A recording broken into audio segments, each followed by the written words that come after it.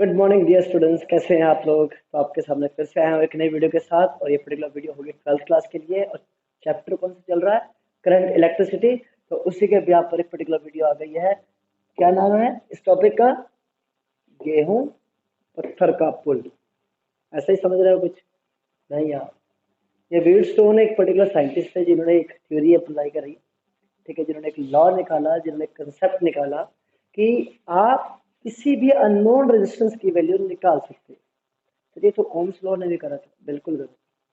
Ohms ने अपने experiment के थ्रू करा था, V is equal to I R के थ्रू, है ना। विल्सन ने अपना एक तरीका निकाला। तो उनका अपना तरीका क्या था कि भाई 5 रजिस्टर्स का कुछ ऐसा कॉम्बिनेशन जिसमें आपको यही ना पता चले कि कौन सा पर्टिकुलर रजिस्टर सीरीज में है और कौन सा पर्टिकुलर रजिस्टर पैरेलल में है। क्या बता पाओगे इसमें कौन सा सीरीज में है और कौन सा पैरेलल में है? बिल्कुल भी नहीं, मैं तो नहीं बता पा रहा हूँ।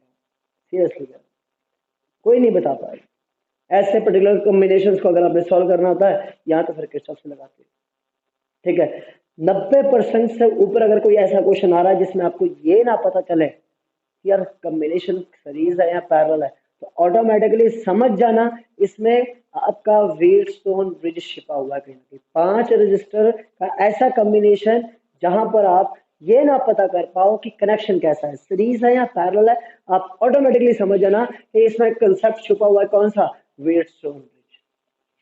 ये पल्ले बांध लेना। बांध ली? अरे वाह, बहुत सही। तो आपके पास मैं यहाँ पर कुछ एक रजिस्टर्स बना रहा हूँ जिसको नाम दे देता हूँ PQRS। बीच का भी एक रजिस्टर है, चलो उसको भी नाम दे देते हैं, इसको नाम देते हैं, चलो जी। ठीक, इनमें करंट पास करवाने के लिए मुझे क्या करना पड़ेगा? मुझे एक बैटरी अप्लाई करनी पड़ेगी। ठीक है, मैंने कर दी।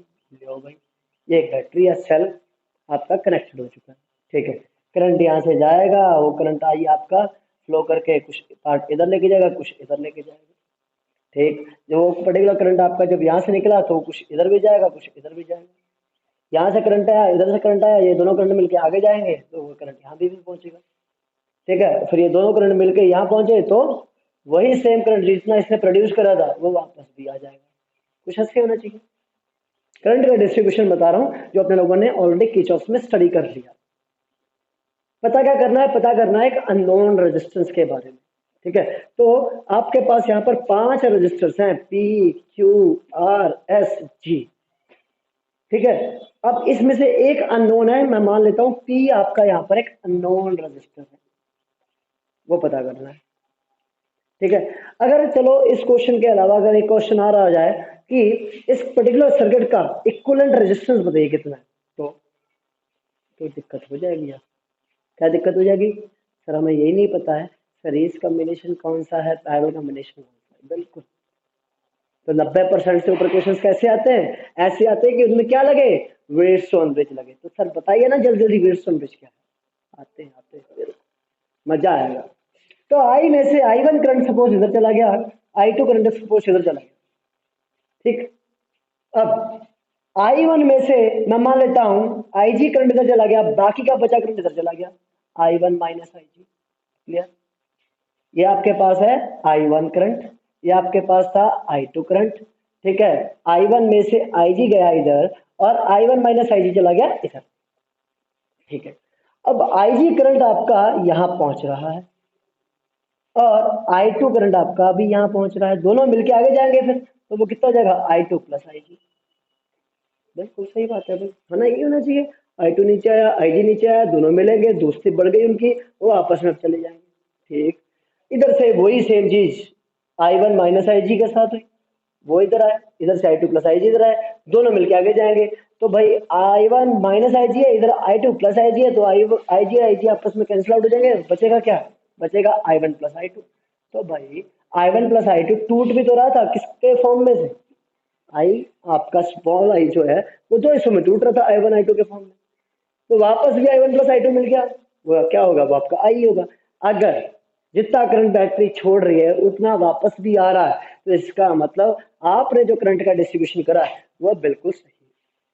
ठीक है, अब बात आती है व्हीटस्टोन ब्रिज कैसे है। सर दिमाग का दही कर दिया है आपने, बट ये नहीं बताया व्हीटस्टोन ब्रिज क्या है। बता रहे हैं, ठंड रखो थोड़ी सी। तो इसमें बेसिकली क्या होगा, इसकी एक बैलेंस कंडीशन होगी। क्या होगी? Balanced condition. ठीक है, चलो कुछ तो बताया आपने, जितना आता उतना बताऊंगा। बैलेंस कंडीशन क्या है? तो इसमें बैलेंस कंडीशन क्या होती है, जो ये पर्टिकुलर आईजी है ना, इसकी वैल्यू जब भी 0 होगी तो आपको मिलेगी एक बैलेंस कंडीशन। ठीक है भाई, एक चीज और पहले बांध ली, क्या कि जब भी आईजी की वैल्यू 0 होगी उस पर्टिकुलर कंडीशन में आपके पास एक बैलेंस कंडीशन होगी, और वो बैलेंस कंडीशन क्या होगी, P upon Q is equal to R upon S. Okay, तो ये है चक्कर इसमें। हाँ, तो यही चक्कर है कि आईजी की वैल्यू जब 0 होगी तो उस केस में आपके पास एक बैलेंस कंडीशन होगी, और वो बैलेंस कंडीशन क्या होगी, P upon Q is equal to R upon. Okay, तो ठीक, टी सर फाइंड करना था, हाँ पी फाइंड करना था, बाकी सब गिवन है, हाँ बाकी सब गिवन होंगे, तो ठीक तो है सर, फिर तो हम कर ही लेंगे। पी फाइंड करना था, बाकी सब गिवन होंगे, तो ऑटोमेटिकली भाई आर क्यू और एस गिवन है, तो पी निकल जाएगा, निकल जाना चाहिए, बिल्कुल निकल जाना चाहिए।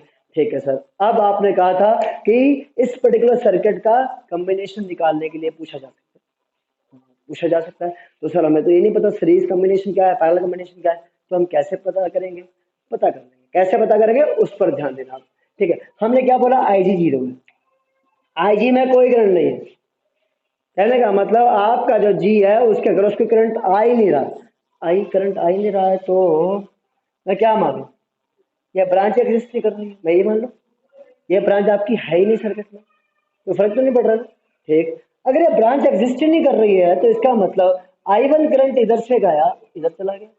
ठीक, तो इसका मतलब आईजी भी नहीं है यहाँ पर, हाँ आईजी है ही नहीं, क्योंकि आईजी इधर 0 तो यहाँ पे तो भाई 0 ही होगा।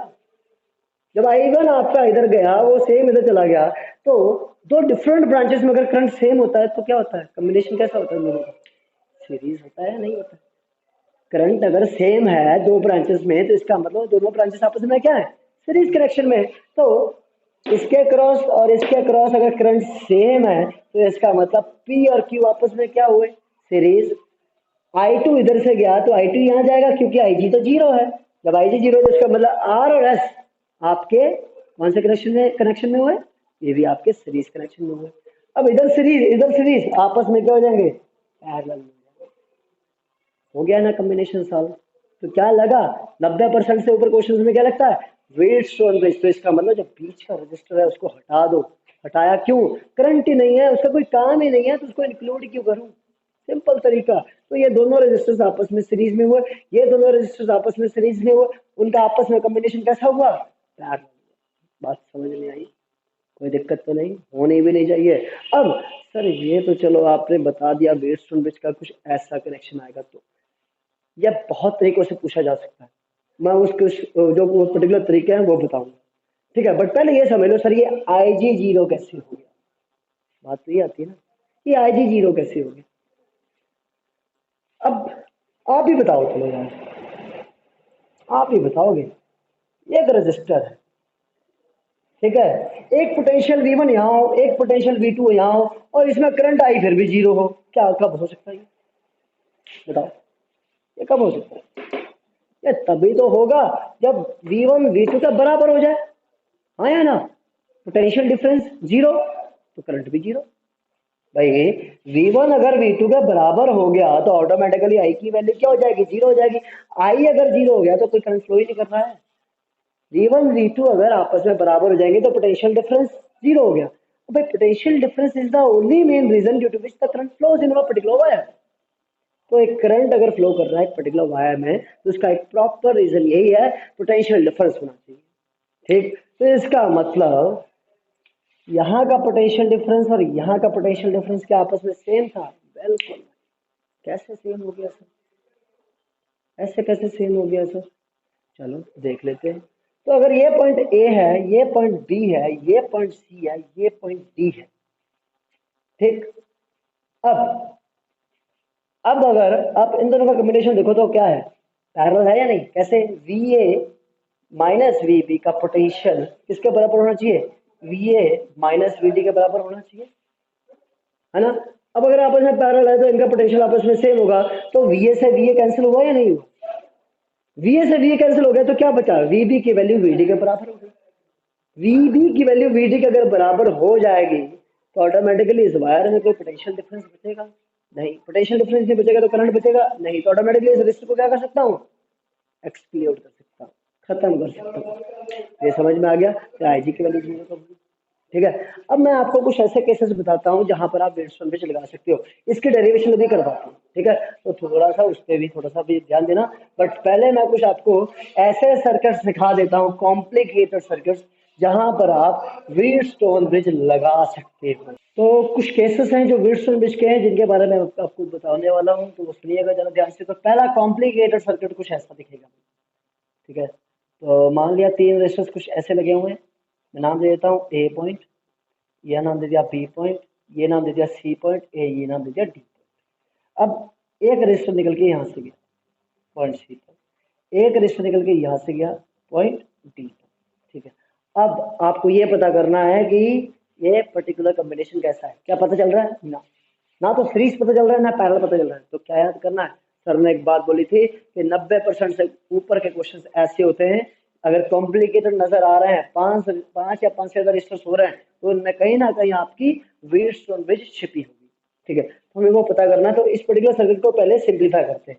तो आप पहले तो वो पॉइंट्स डिसाइड कर लीजिए जो जो होते हैं व्हीटस्टोन ब्रिज में। तो मैं नाम दे देता हूँ ए बी सी डी। ठीक है, तो ए से बी की तरफ आप जब जाओ तो आपको क्या दिख रहा है, एक उनके बीच में एक रेजिस्टर दिख रहा है, तो आपने ए और बी के बीच में एक रेजिस्टर बना दिया।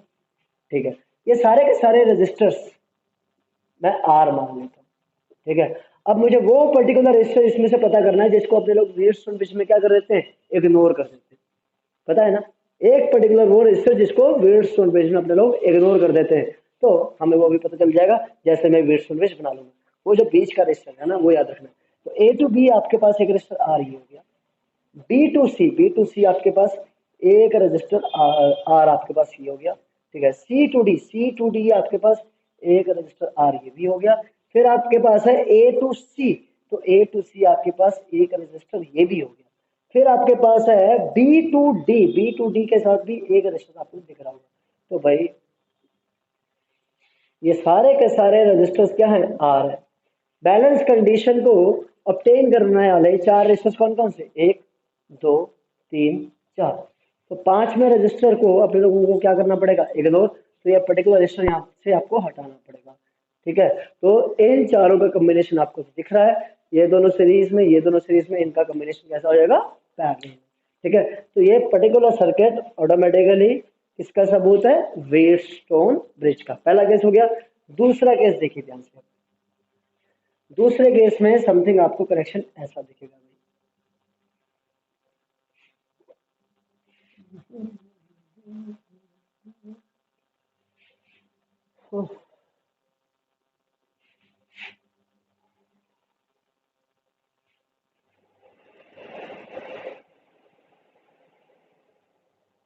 ठीक, तो ए बी सी,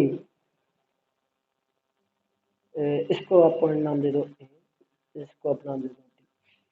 ठीक है ना, तो ये हो जाएगा पॉइंट बी, कुछ भी नाम दे दो। ठीक है, अब आपने क्या करना है, इसको भी कुछ इस शेप में लेके आना।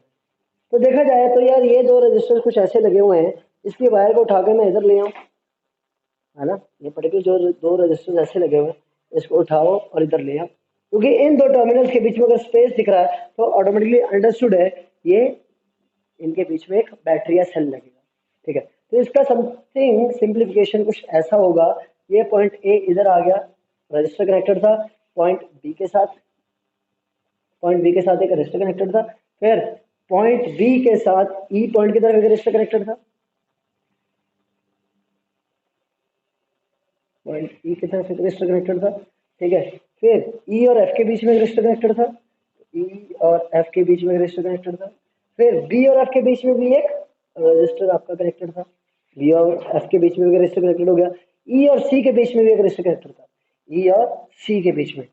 और आपके पास फिर एफ और सी भी है, तो एफ और सी के बीच में भी एक रजिस्टर था, और ई और सी के बीच में भी एक रजिस्टर हो गया। ये पॉइंट सी हो गया, ये कनेक्टेड है डी के साथ। अब देखो सी और डी के बीच में कोई रजिस्टर है नहीं, तो मैं सी और डी को सेम ही पोटेंशियल पर मान सकता हूँ, मान के सकता हूँ है वो, क्योंकि इनके बीच में कोई भी किसी भी तरह का रजिस्टर नहीं है। तो पॉइंट सी का जितना पोटेंशियल होगा उतना पॉइंट डी का होगा, ये आपको याद रखना है। कभी भी अगर दो पर्टिकुलर जंक्शन के बीच में कोई भी रजिस्टर नहीं है तो आप अपने आप समझ लेना वो दोनों के दोनों सेम ही पोटेंशियल पर है। ठीक है, तो अब आप खुद बताइए अपनी समझदारी से कि किन दो पर्टिकुलर पॉइंट्स के बीच के रेजिस्टर को यहाँ पर इग्नोर करना पड़ेगा। तो जाहिर सी बात है ई और एफ के बीच में एक पर्टिकुलर रेजिस्टर को क्या करना पड़ेगा, यहाँ पर आपको इग्नोर करना पड़ेगा। ठीक है, तो इसको आप जब इग्नोर कर दोगे तो ऑटोमेटिकली ये दोनों सीरीज इन दोनों का कॉम्बिनेशन पैरेलल, वो पैरेलल कॉम्बिनेशन इसके साथ क्या होगा, सीरीज में होगा, तो आप इजीली इस कंप्लीट सर्किट को सॉल्व कर सकते हो। ठीक है, और तीसरा केस तो वो अपने आप में वेटस्टोन ब्रिज का है ही, वो आपको पता है। तो ये तीन पर्टिकुलर केसेस ऐसे हैं जो कि कॉम्प्लिकेटेड होते हैं और आप इनको इजीली कर सकते हो। ठीक है, तो अब इसके डेरिवेशन की तरफ बढ़ते हैं और आपको मैं 5 से 10 सेकंड दे रहा हूँ, आप इसको बता सकते हो।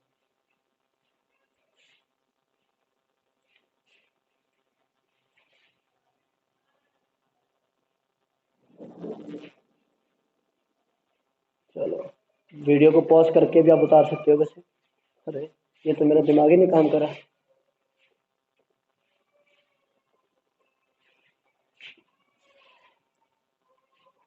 चलिए अब करते हैं उसका डेरिवेशन, वेटस्टोन ब्रिज की जो बैलेंस कंडीशन थी उसके डेरिवेशन की बात करते हैं। ठीक है, तो होता क्या है, ये आपके 5 पर्टिकुलर रजिस्टर्स है ना, इन पांचों रजिस्टर्स में से आपने करंट फ्लो करवाना है अभी। तो पॉइंट ए और पॉइंट डी का क्रॉस कोई एक आपके पास सेल या बैटरी लगी हुई है सपोज, जिसमें से करंट निकलेगा आई नाम का। ठीक, आई नाम का करंट निकला, यह डिस्ट्रीब्यूट हो जाएगा। ठीक है, तो नाम दे देता हूँ P Q R. I current निकला तो यहाँ से गया आई वन और यहाँ से गया आई। ठीक है, अब पॉइंट्स को भी नाम दे देता हूँ। तो मैंने क्या बोला था, अगर दो पॉइंट्स के बीच में कोई भी किसी भी तरह का रेजिस्टर रहेंगे तो वो दोनों पॉइंट्स के ऊपर का पोटेंशियल क्या होता है, सेम होता है। अगर ये पॉइंट ए है तो ये भी पॉइंट ए होगा, इस पॉइंट को भी मैं डी मान सकता हूँ। ये पॉइंट हो गया बी, ये पॉइंट हो गया सी, पोटेंशियल को मैं मान लेता हूँ 3। तो ए से बी की तरफ गया है तो आपको एक रेजिस्टर दिख रहा है, उसके क्रॉस करंट I1 है। I1 करंट में से यहाँ पर एक रेजिस्टर की जगह मैं मान लेता हूँ गैल्वेनोमीटर। क्यों, क्योंकि मुझे क्या करना है, मुझे एक अननोन रेजिस्टेंस की वैल्यू पता करनी है। ठीक है, मैं ऑलरेडी बता चुका हूँ, आपको एक बैलेंस कंडीशन मिलेगी P upon Q is equal to R upon S. ठीक, P आपके पास अननोन है, R S और Q आपको पता है। अब आप क्या कर रहे हो, अब आप एक एक्सपेरिमेंट कर रहे हो। अब वो एक्सपेरिमेंट ऐसा है कि ये बैलेंस कंडीशन पर आपने आर क्यू और एस की वैल्यू को लगाना है, पी की वैल्यू पता कर लेनी है। बट हमें कब कैसे पता चलेगा सर कि ये बैलेंस कंडीशन आ चुकी है। हम कोई एक ऐसा तरीका अपना अप्लाई कर लें जिसके थ्रू हम ये पता कर पाए कि यहाँ का जो करंट आई जी है वो जीरो हो गया। ठीक, आई जी जीरो हो गया है, ये हमें कैसे पता चलेगा। तो पता करने के लिए हम क्या करेंगे, उस पर्टिकुलर ब्रांच में रजिस्टर ना अप्लाई करके एक गैल्वेनोमीटर लगा दें। ऑटोमेटिकली वो गैल्वेनोमीटर जब भी IG जीरो शो करेगा मैं समझ जाऊंगा कि मेरी बैलेंस कंडीशन आ चुकी है। ठीक, मेरी जब बैलेंस कंडीशन आ चुकी है तो उसमें आर क्यू और एस की वैल्यू मुझे पता होगी, मैं पी अप्लाई कर दूंगा। ठीक है, तो बेसिकली इजी वे नहीं है, बड़ा ही टफ भी है। टफ कैसे है सर, तो बेटा आपको जब पी पता करना है तो आर और क्यू और एस की वैल्यूज भी तो कुछ ऐसी होनी चाहिए ना कि इस इक्वेशन को सेटिस्फाई करें। इस इक्वेशन को सेटिस्फाई करेंगे तभी तो IG जीरो होगा। समझने वाली बात तो ये है। तो सर इसमें क्या करते हैं, हम बार बार चेंज करके देख लेंगे। हाँ, बार बार चेंज करना पड़ेगा और पता ही नहीं कितनी बार चेंज करना पड़ेगा। तो method is very complicated, method is very much hectic you can say, बहुत टाइम टेकिंग है, बहुत टाइम कंज्यूमिंग है, बार बार चेंज करना पड़ेगा। एक क्यू की वैल्यू को चेंज करने के बाद आपको आर और एस के पेयर को चेंज करना पड़ेगा ताकि ये रेशियो इस रेशियो के बराबर हो सके। क्यों, आपके दिमाग में होगा चलो मैं मान लेता हूँ पी की वैल्यू इस समय है 1 ओम, मैंने मान लिया, तो उस केस में मैं क्यू की वैल्यू को भी 1 ओम रखने की कोशिश करूंगा और आर और एस की कुछ ऐसी वैल्यूज लूंगा कि ताकि उसकी रेशियो 1/1 के बराबर आ सके। ये तो समझूंगा। ठीक है, ताकि वो पर्टिकुलर रेशियो क्या आ जाए 1/1 1/1, तो आपकी रेशियो सेटिस्फाई हो जाएगी। ठीक है, अब ये 1 ओम नहीं है, सॉरी ये 1 ओम नहीं है और आपने इधर 1 ओम लिया था। चलो कितना लिया था मैंने, सपोज लिया होगा 2 ओम, तो रेशियो क्या होनी चाहिए 1/2, तो इसकी रेशियो भी क्या होनी चाहिए 1/2 होनी चाहिए ना। तो उस केस में मुझे तो नहीं पता है, तो मैं क्या करूँगा, हाइट एंड ट्रायल करूंगा। तो मुझे आर की वैल्यू को क्या लेना है 1 ओम और एस की वैल्यू को क्या लेना है 2 ओम, तो बार बार चेंज करना पड़ेगा। Method is very complicated but हाँ कभी ना कभी आएगा जरूर। ठीक है। तो ये बार बार करने के बाद आपको एक पर्टिकुलर टाइम के बाद ये आई जी की वैल्यू 0 मिल जाएगी और और और बैलेंस कंडीशन मिल जाएगी जिसमें आपको आर की और एस की वैल्यू पता होगी और पी की वैल्यू आप निकाल लोगे। ठीक, I1 में से IG करंट इधर गया, ठीक, अभी 0 नहीं मानेंगे, और बचा हुआ करंट चला गया इधर, तो वो कितना होगा I1 माइनस IG, क्योंकि I1 यहाँ से निकला, I1 में से IG गया इधर, बचा हुआ I1 माइनस IG। I2 इधर आ रहा है, IG इधर आ रहा है, दोनों मिलके इधर जाएंगे तो कितना हो जाएगा I2 प्लस IG। क्लियर है? I2 प्लस IG इधर आया, I1 माइनस IG नीचे आया, दोनों मिलके आगे जाएंगे। अभी अब ये दोनों मिलके जब आगे जाएंगे तो ध्यान से देखिए, ये जो कैपिटल आई था ये दो टुकड़ों में टूट रहा है, that is I1 plus I2। तो यहाँ पर जब ये दोनों ऐड हो रहे हैं तो फिर से क्या मिलेगा, I1 प्लस I2 तो मिलेगा, जो क्या है वो I के बराबर है। तो भाई जितना सेल ने करंट छोड़ा उतना वापस आया, तो इसका मतलब जो करंट का डिस्ट्रीब्यूशन आपने करा है वो सही है। ठीक, अब ए से बी की तरफ आपका जो करंट है वो कितना I1, ए से सी की तरफ जो आपका करंट है वो है I2। अब मेरे पास करंट का डिस्ट्रीब्यूशन हो चुका है, मैं बेसिकली क्या करूंगा, लूप रूल्स लगाऊंगा। तो लूप मैंने ले लिया सपोज ए बी सी ए, तो ए से बी की तरफ गया लूप, करंट भी ए से बी है, तो पॉजिटिव का पोटेंशियल कितना हो जाएगा I1 पी। बी से सी की तरफ गया तो जी गैल्वेनोमीटर का अपना रेजिस्टेंस भी मैं मान लेता हूँ उसका जी है, करंट उसमें से क्या है आई जी, और डायरेक्शन बी टू सी है, लूप भी बी टू सी है, तो प्लस का साइन आई जी इंटू कैपिटल सी। फिर है सी टू ए, सी टू ए जब मैं जा रहा हूँ लूप ऊपर है करंट नीचे है तो क्या पुट कर देना चाहिए माइनस का साइन, क्योंकि जब भी लूप और करंट की डायरेक्शन अपोजिट होती है साइन नेगेटिव आता है, याद रखना। तो माइनस का I two into R, loop close, खत्म, तो इज इक्वल टू 0। ठीक है, फिर है सेकेंड लूप, सेकेंड लूप मैंने ले लिया बी सी डी बी, अपनी मर्जी से कुछ भी ले सकता हूँ। तो बी टू सी जब मैं जा रहा हूँ तो करंट है आई जी और रेजिस्टेंस है जी, तो पोटेंशियल कितना आई जी इंटू कैपिटल जी हो गया। ठीक है, अब करंट नीचे की तरफ, लूप भी नीचे की तरफ, तो पॉजिटिव आ गया। फिर गया C to D, C to D जब मैं जा रहा हूँ तो करंट और लूप दोनों सेम डायरेक्शन में, प्लस का साइन आई टू प्लस आई जी इंटू एस। ठीक, फिर मैं गया डी टू बी, तो डी टू बी जब मैं ऊपर जा रहा हूँ करंट आ रहा है नीचे, तो माइनस का साइन आ जाना चाहिए। ठीक, तो आपका वहां पर जो पोटेंशियल होगा वो कितना होगा I one minus I two into resistance कितना है क्यू। ठीक है, is equal to what 0। Clear है? अब बैलेंस कंडीशन क्या कहती है, जब आई जी 0 होगा तो भी मिलेगी, तो at I G is equal to 0। I G अगर 0 होगा तो ये पर्टिकुलर इक्वेशन जो फर्स्ट है तो फर्स्ट बिकम्स, पहले क्या बन जाएगी, तो देखिए जरा, first becomes I one P minus I two R is equal to 0, that is I one P is equal to I two R. ये बन गई आपके पास थर्ड इक्वेशन। ठीक है, सिमिलरली सेकंड बिकम्स, सेकंड क्या बन जाएगी, तो भाई इसमें आई जी इंटू जी 0, आई टू प्लस 0 इंटू एस, और इधर माइनस का आई वन इंटू क्यू, तो ये बन जाएगा I one Q is equal to I two S. ये हो गई फोर्थ इक्वेशन। थर्ड फोर्थ को डिवाइड करने के बाद, थर्ड और फोर्थ को अगर आप डिवाइड करते हो तो क्या मिलता है, तो I one P upon I one Q is equal to I two R upon I two S. I two से I two cancel, I one से आई वन कैंसिल, मिलेगा क्या, P upon Q is equal to sorry R upon S. ठीक है, ये आपके पास है balance condition, जिसके बारे में मैं चीख चीख के अभी तक कहता जा रहा हूँ। ये होती है बैलेंस कंडीशन, और आपको मिल भी गई, तब मिले जब आपने आई जी को क्या रखा, 0 रखा। तो सिंपल सा ये कंसेप्ट है व्हीटस्टोन ब्रिज का। ठीक है, इसमें और भी कंसेप्ट हैं, अभी इतना ही नहीं कि इसमें पर्टिकुलर गैल्वेनोमीटर और बैटरी कहाँ लगे हुए हैं, तो ये इस व्हीटस्टोन ब्रिज के डायगोनल्स के अक्रॉस लगे हैं। एक डायगोनल ये हो गया तो दूसरा डायगोनल ये होता है। ठीक है, अब ये डायगोनल को मैं यहाँ से ना ड्रॉ करके बाहर से ला रहा हूँ, तो है तो एंड टू एंड कनेक्शन है ए और डी का, तो automatically it is also diagonal.